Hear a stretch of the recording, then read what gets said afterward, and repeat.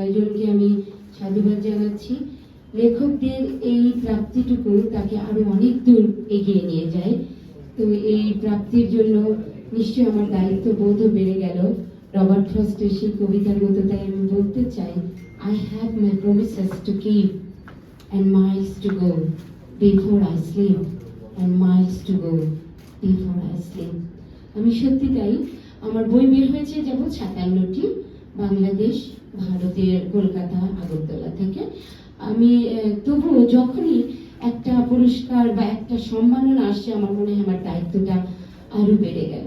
তো আমার মৌলিক বইয়ের সংখ্যা প্রায় 50-এর উপরে। আজকে সম্পাদিত একটি বই থেকে পুরস্কার পেলাম, এটিও আমার প্রাপ্তির ঘরের জন্য, কারণ আমার এই বইটি একটি পাঠ্য বই।